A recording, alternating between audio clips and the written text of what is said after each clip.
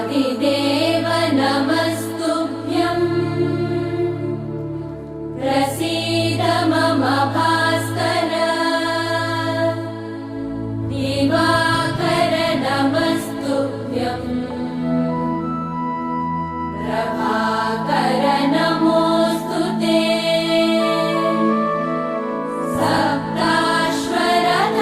सप्ताश्वरथमारूढम् प्रचण्डं कश्यपात्मजम्